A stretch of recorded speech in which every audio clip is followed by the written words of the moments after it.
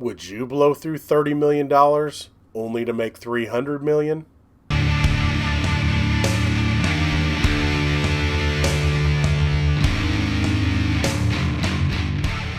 Hey everybody, what's going on? Today we're going to be talking about one of my favorite comedies. This is Richard Pryor's Brewster's Millions, also starring John Candy. I will warn you, there's going to be spoilers in this review.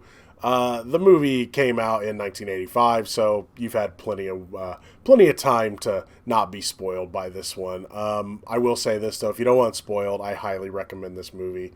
I am going to be talking about the ending and why I wish it was a little different, but other than that, I really love this movie.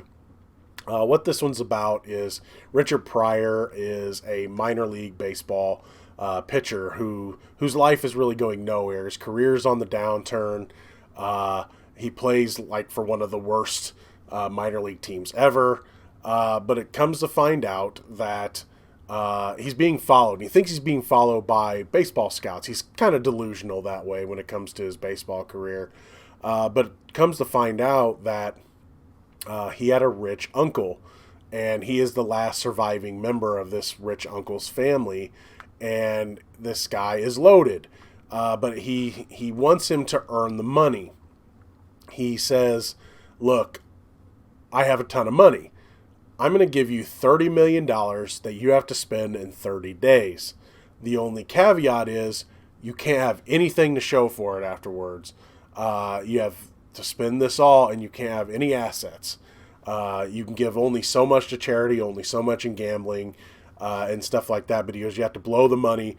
But if you do blow the 30 million in 30 days, you get 300 million. Now, if he isn't able to do it, the bank gets the money, but there is also a wimp clause where you can have $1 million right now and walk out. Well, he considers it. He decides to go for it. And what I love about this movie is you see, and this actually shows the range of Richard Pryor as an actor. Not a lot of people give him credit for the range he has. And not just comedy, but he can do serious stuff as well. Now, yes, this is a comedic movie, but there's some parts in this that are really serious. But it is fun to watch this character go from, I'm going to start this because, man, I want to get that $300 million. I'm going to be rich, right? To, in the end, I hate money. He is so sick of money by the end of the 30 days. But it's really clever to see how he's outsmarting the bank. I think in some ways he knows the bank wants him to lose. There is one character that is like an impartial viewer of this. His name is Mr. Roundfield, played by Pat Hingle. He is kind of the guy that's saying, okay, this is the rules. I'm impartial. I'm going to be here to witness what happens. So it's Pryor versus the bank. And Pryor starts finding interesting ways to spend money. Now, they do have the love interest of the movie is the accountant that is keeping track of all his receipts. So Pryor instantly goes into, first they go to the bank and see that the money is real. There's like stacks of cash. You remember the stack of cash in Breaking Bad that Walter White had? Well, Richard Pryor in this has like 3 of them. And again, it's 30 million bucks, but he's working towards 300 million. And anyway, he has to start, he gives some to charity. He hires security straight from the bank. But then again, he also has people working against him unintentionally, but see, because he can't tell anybody what he's doing. He cannot tell a soul. He almost lets it out of the bag a couple times, but he does some creative things where he buys the world's most expensive stamp. Aha, that's an asset. No, it's not, because he mails it, which is hilarious. There's just all sorts of things like that of how he's finding interesting ways to spend money, but there's people working against him unintentionally.